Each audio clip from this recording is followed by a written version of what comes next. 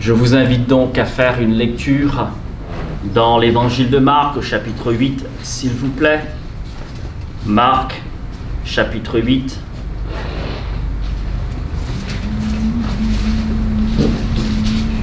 L'évangile de Marc, chapitre 8, à partir du verset 34. J'entends. C'est bon? Puis, il appela la foule avec ses disciples et il leur dit: si quelqu'un veut me suivre, qu'il se renie lui-même, qu'il se charge de sa croix et qu'il me suive. Car quiconque voudra sauver sa vie, la perdra. Mais quiconque perdra sa vie à cause de moi et de la bonne nouvelle, la sauvera. Et en quoi sert-il à un être humain de gagner le monde entier s'il perd sa vie? Que donnerait un être humain en échange de sa vie? En effet, quiconque aura honte de moi et de mes paroles au milieu de cette génération adultère et pécheresse, le Fils de l'homme aussi aura honte de lui quand il viendra dans la gloire de son Père avec les saints anges. Amen. Comblons nos cœurs, Seigneur, bénis ta parole, bénis nos cœurs surtout, Seigneur, et que rien dans nos cœurs ne vienne entraver l'action de ta parole. Ta parole est une lampe à nos pieds, une lumière sur notre sentier, nous en avons besoin, tu nous l'as donnée pour qu'elle nourrisse notre âme, elle nous fasse progresser dans ta connaissance. Et ce matin, Seigneur, guide-nous, conduis-nous dans tes voies. Fais-nous grâce. Bénis mes frères et sœurs qui sont à distance, fais-leur du bien aussi, Seigneur. Et bénis la communion fraternelle ce matin dans le très beau nom de Jésus. Amen. Je veux lire le verset 36 dans une autre version. À quoi sert-il à un homme de gagner le monde entier s'il perd son âme? Et dans la version que nous venons de lire, c'est sa vie. Comme quoi l'âme, c'est la vie. Verset 37. Que donnerait un homme en échange de son âme? Gagner, le verbe gagner. Il me semble que dans ce siècle, nous vivons de plus en plus sous le signe de ce vocable. Peu nombreux sont en effet ceux qui ne désirent pas gagner plus, gagner toujours davantage. Le rentier aimerait voir ses revenus augmenter dans de sérieuses proportions. Aussi recherche-t-il les meilleurs placements. Le commerçant, lui, voudrait voir son chiffre d'affaires augmenter et ses bénéfices aussi, caressant ainsi des rêves de pouvoir ouvrir de nouveaux magasins plus modernes, plus efficaces. L'industriel désire perfectionner ses chaînes de fabrication pour pouvoir augmenter sa productivité tout en diminuant ses coûts de production. Les ouvriers, les employés veulent voir leur pouvoir d'achat augmenter et peut-être bénéficier d'une promotion. Et que dire du jeune diplômé, les yeux remplis de fierté et d'étoiles, qui vient juste de recevoir son diplôme? C'est l'aboutissement d'une scolarité réussie, brillante et exigeante. Il aspire maintenant à une vie professionnelle épanouie qui lui permettrait de gagner de l'argent et, si possible, beaucoup d'argent. Et je m'empresse, frères et sœurs et amis, de dire que tout cela, dans une certaine mesure, est tout à fait légitime. Cependant, dans le livre de Job, nous lisons cette vérité. Job 1, verset 21. Nu Je suis sorti du sein de ma mère, et nu, j'y retournerai. Le sage dit, chapitre 5, verset 15, comme il est sorti du ventre de sa mère, il s'en retourne nu, ainsi qu'il était venu. Et pour son travail, n'emporte rien qu'il puisse prendre dans sa main. 1 Timothée, chapitre 6, verset 7, nous n'avons rien apporté dans le monde, et il est évident que nous n'en pouvons rien emporter. Alors qu'un chrétien consacré au Seigneur ose objecter timidement qu'après tout, nous sommes exhortés à travailler paisiblement, que ce même chrétien nous dise que la piété avec le contentement est un grand gain, et qui nous enjoint à avoir une conduite sans avarice et d'être content de ce que nous avons présentement, comme ce chrétien-là sera très vite qualifié d'attardé, d'ennemi du progrès et de rabat-joie. C'est vrai qu'il est excessivement facile d'invoquer les exigences de la vie moderne pour justifier une certaine manière de vivre, d'agir et de penser. N'est-il pas légitime, frères et sœurs et amis, après tout de vouloir être heureux, de récolter le fruit d'un dur labeur, juste retour sur investissement, n'est-ce pas? Hélas, on se cache souvent derrière le progrès, d'un désir de réussite à tout prix, comme d'un paravent commode pour dissimuler ce qu'on appelle amour du gain, matérialisme, pouvoir, folie. Gagner, gagner, gagner et gagner encore. Pour dépenser plus. Savez-vous, frères et sœurs et amis, que les richesses de ce monde ne font que croître et continueront à croître. Pour assouvir les désirs des plus riches, on crée, et l'homme est très intelligent dans ce domaine, on crée des biens de plus en plus riches, de plus en plus, chers, des biens de plus en plus onéreux. Il n'y a pas de limite. Tout est donc permis.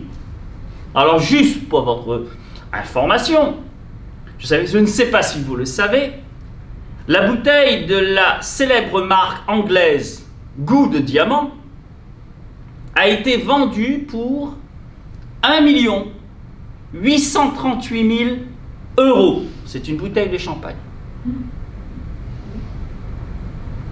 Parce qu'il y a des besoins. Alors l'histoire ne nous dit pas si après avoir bu ce champagne, ils étaient plus heureux qu'avant.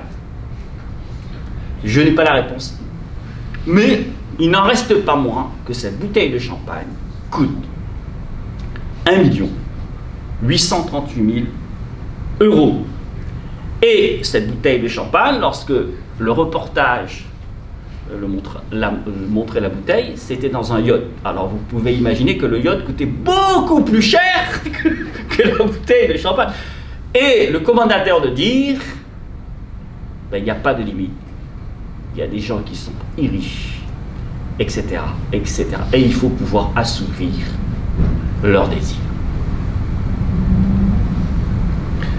Eh bien, frères et sœurs, lorsque Jésus, le Fils de Dieu, était sur cette terre, il a abordé ce sujet d'une manière solennelle.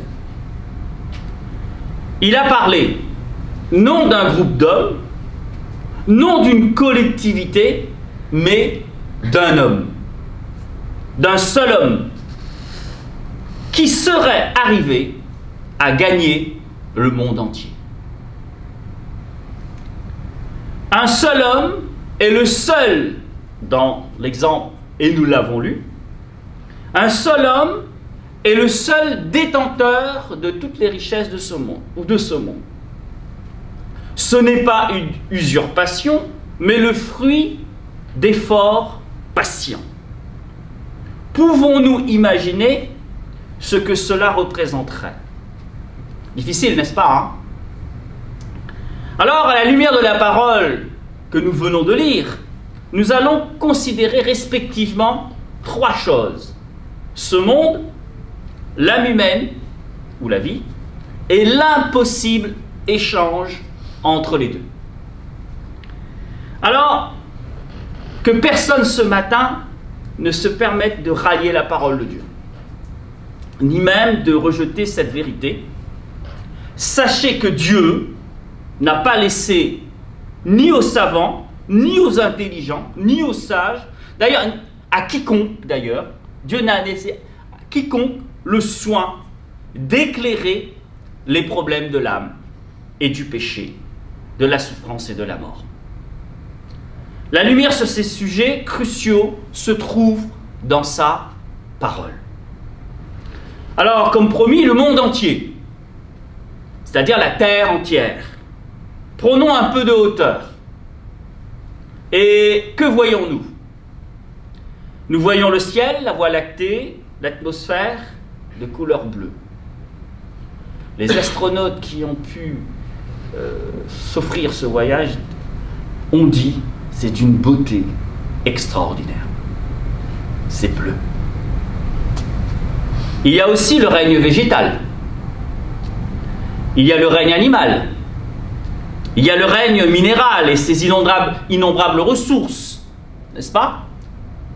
Il y a aussi les mers et les océans. Eh bien, toutes ces choses-là constituent des richesses inconcevables. Eh bien, la parole de Dieu nous dit la chose suivante. Quand bien même un homme serait-il le propriétaire unique de tout cela, le possesseur incontesté de tout cela, sa situation ne serait pas enviée, mais plutôt à plaindre. Et si cela faisait la perte de son âme. L'âme a plus de prix que le monde entier et toutes ses richesses. Rien ne peut égaler la valeur, le prix d'une âme, de notre âme. Rien. Autrement dit, si quelqu'un faisait ou provoquait la perte de son âme, il subirait une perte incommensurable, quand bien même il serait l'unique possesseur de ce monde. Toute cette logique se traduirait par une perte et non un profit. L'âme humaine, notre âme. Tout ce qui concerne l'âme humaine est affirmé dans les Écritures. Le langage est dépouillé, précis et clair. Il n'y a pas de superflu. Concentrons-nous donc ce matin sur cette puissante réalité avant de considérer ses besoins impérieux. Son existence, l'existence de l'âme. Genèse 1, versets 6 à 27. Dieu dit, faisons l'homme à notre image, selon notre ressemblance, pour qu'il domine sur les poissons de la mer, sur les oiseaux du ciel, sur le bétail, sur toute la terre et sur tous les reptiles qui rampent sur la terre. Dieu créa l'homme à son image, il le créa à l'image de Dieu, homme et femme, il les créa. Genèse 2, verset 7. L'Éternel Dieu forma l'homme de la poussière du sol. Il insuffla dans ses narines un souffle vital et l'homme devint un être vivant. Malheur à celui qui conteste avec son Créateur. Ésaïe 45, verset 9. Malheur à qui conteste avec celui qui l'a façonné. Vase parmi les vases de terre, l'argile dit-elle à celui qui l'a façonné, que fais-tu? Et ton œuvre ne vaut rien. Malheur à qui dit à un père, pourquoi engendres-tu? Et à une femme, pourquoi enfantes-tu? Ainsi parle l'Éternel, le Saint d'Israël. Celui qui l'a façonné, veut-on me questionner sur l'avenir, me donner des ordres sur mes fils et sur l'œuvre de mes mains? C'est moi qui ai fait la terre, et qui sur elle ai créé l'homme. C'est moi, ce sont mes mains qui ont déployé les cieux, et c'est moi qui commande toute leur armée. Mais qu'en est-il exactement de l'âme? Frères et sœurs, vous n'êtes pas sans savoir que nous sommes des êtres composés d'un corps et d'une âme. Ce souffle de vie qui rend le corps vivant. L'âme est unie au corps, à notre corps, d'une manière incompréhensible. Et le mystère de cette union nous échappe complètement. L'âme, souffle de Dieu, est cette partie qui, en nous, conçoit, pense, raisonne, doute, aime, désire, craint, espère, se réjouit et souffre. Frères et sœurs, l'âme est immatérielle, donc éternelle. Car la matière ne pense pas. L'âme pense. Elle est le siège d'une certaine intelligence des pensées et de nos raisonnements. Quelques mots sur sa condition. La vie pour l'âme et le corps reposent sur l'indépendance de l'homme de la vie de Dieu. Parce que Dieu est le sujet de l'action de donner la vie. C'est Dieu qui a donné la vie. C'est Dieu qui rend l'homme vivant, corps et âme. Mais, depuis la chute, la mort du corps est le salaire du péché. En effet, à cause du péché, notre âme est privée de sa vraie vie. Romains 3, verset 23, tous ont péché, sont privés de la gloire de Dieu. Et Dieu dit en Romains 6, verset 23, car le salaire du péché, c'est la mort. Mais le don gratuit de Dieu, c'est la vie éternelle en Jésus-Christ, notre Sauveur. Alors peut-être faudrait-il expliciter brièvement ce qu'est le péché.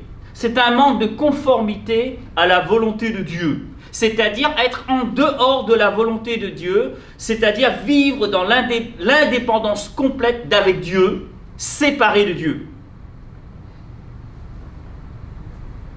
La séparation d'avec le corps. À la mort, l'âme se sépare du corps. Élie, le prophète, pria au sujet du fils de Sarepta en ces termes, et il s'étendit 3 fois sur l'enfant, invoqua l'Éternel et dit « Éternel, mon Dieu, je t'en prie que l'âme de cet enfant revienne au-dedans de lui. » L'Éternel écouta la voix d'Élie, et l'âme de l'enfant revint au-dedans de lui, et il fut rendu à la vie. Dans Acte 20, nous lisons l'histoire d'un jeune homme qui tomba de la fenêtre parce qu'il s'était endormi, et il mourut. Mais Paul, étant descendu, se pencha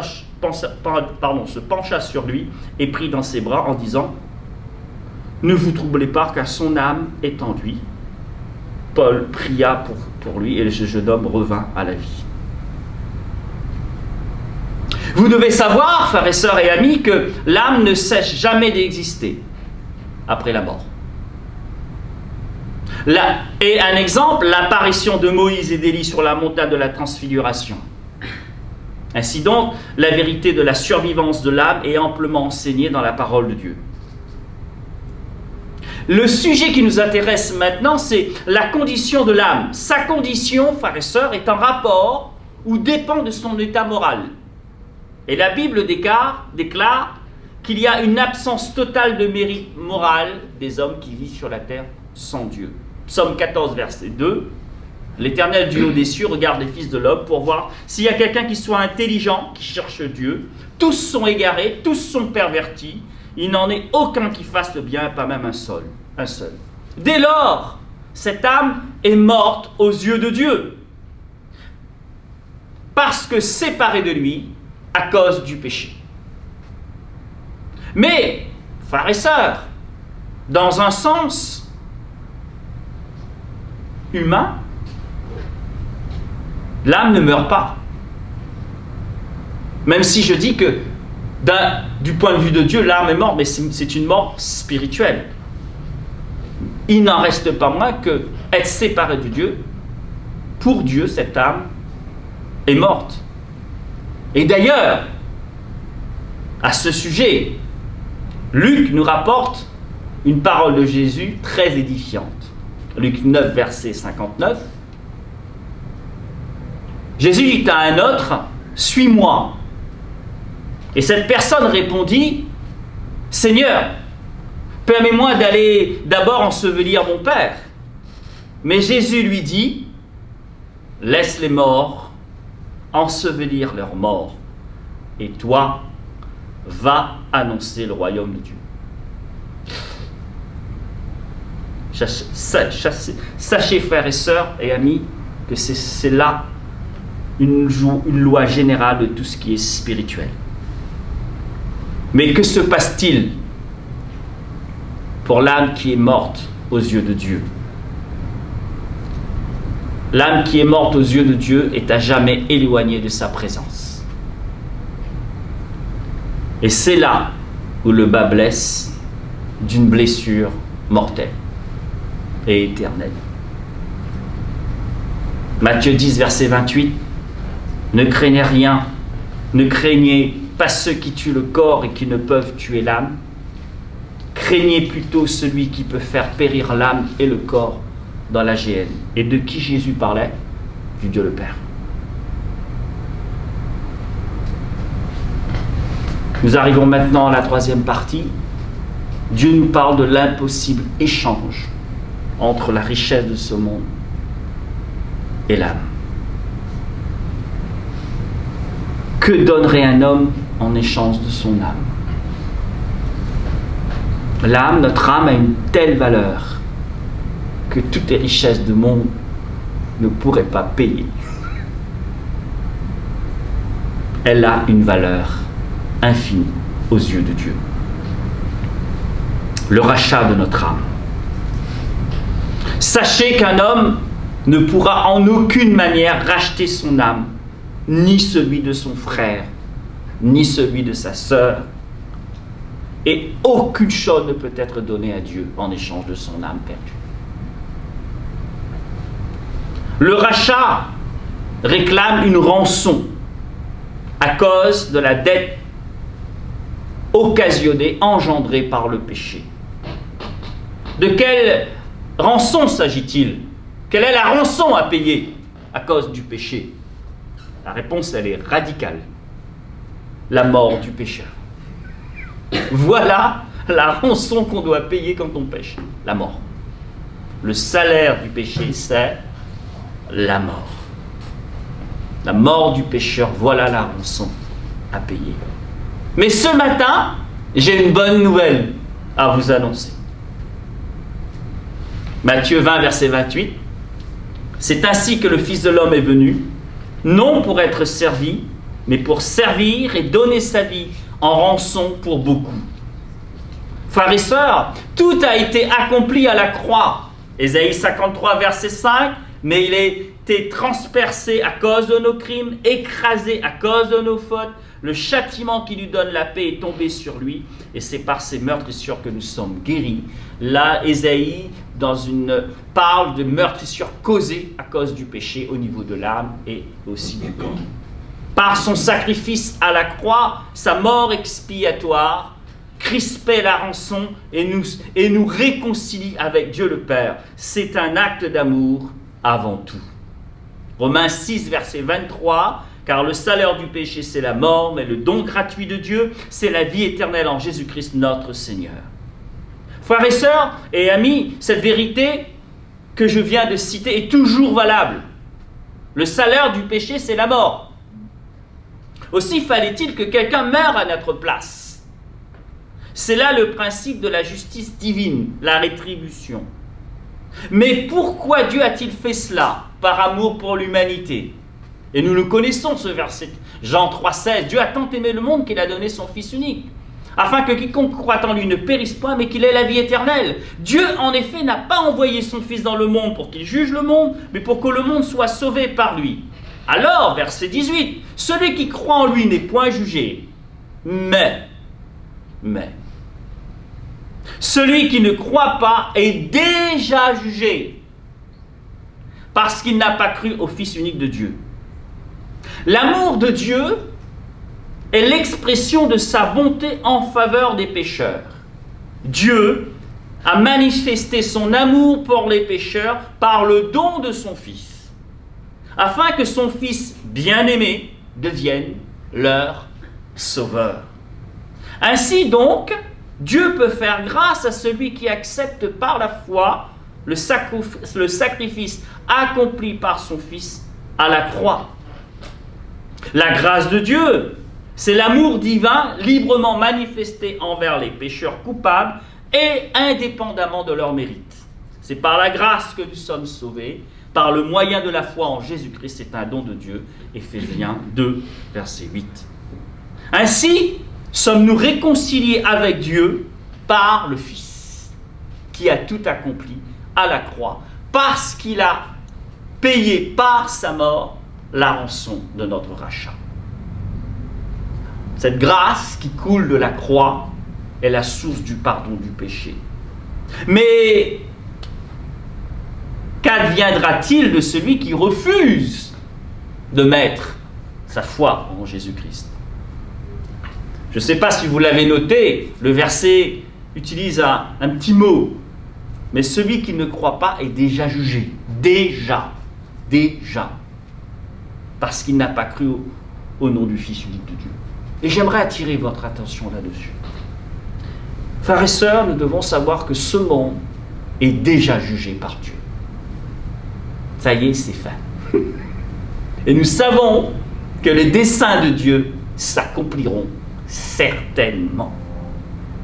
Soit nous nous sauvons du jugement et de la colère de Dieu qui tombera sur ce monde et tous les impies en acceptant Jésus-Christ, soit nous ne l'acceptons pas et nous périrons avec ce monde. Et là encore, ne prenons pas la parole de Dieu à la légère. Ne rejetez pas cette vérité. Dieu n'a pas laissé dans les mains des biologistes, des experts en biologie, des savants, des très intelligents, le soin de s'occuper de notre âme. Ils ne peuvent pas s'occuper de notre âme. Dieu nous révèle clairement dans sa parole que l'Éternel est le bon berger. Alléluia. Et qu'il y a lui, et lui seul, dans sa grâce et dans son amour, qui peut s'occuper de notre âme. Et cette version que j'ai lue au début, c'est notre vie. Lui seul. Que le nom du Seigneur soit béni. En conclusion, alors, quelle réponse apporter à Dieu? J'aimerais ce matin que nous réfléchissions à la réponse que nous devrions apporter à Dieu. Dans son ouvrage « Connaître Dieu », James Parker écrit « L'amour éveille l'amour, et l'amour, une fois éveillé, cherche à plaire. Or, Dieu nous révèle les termes de son merveilleux plan de rédemption. Car tous ont péché et sont privés de la gloire de Dieu. Et ils sont gratuitement justifiés par sa grâce, par le moyen de rédemption qui est en Jésus-Christ. Romains 3, verset 23. Et sa volonté, c'est que tous ceux qui ont reçu par la grâce le salut de leur âme se consacrent désormais aux bonnes œuvres qu'il a préparées d'avance, afin que nous les accomplissions. Cette gratitude, le fait d'avoir été sauvés, que Dieu s'occupe de notre vie, nous devrions avoir de la gratitude, de la reconnaissance. Et bien cette gratitude devrait nous pousser à vraiment avoir le désir de plaire à Dieu et avoir le désir vivant d'accomplir sa volonté. Le roi David dira dans le psaume 23, « Il restaure mon âme. Il me conduit dans les sentiers de la justice à cause de son nom. » Oui, le bonheur et la grâce m'accompagneront tous les jours de ma vie. Et 1 Corinthiens 7, Paul dira la chose suivante. Nous qui vivons dans ce monde, Dieu nous exhorte au travers de la bouche de son serviteur. Et ceux qui usent du monde, comme n'en usant pas, car la figure de ce monde passe. Amen. Que le nom du Seigneur soit béni. Inclinons nos cœurs.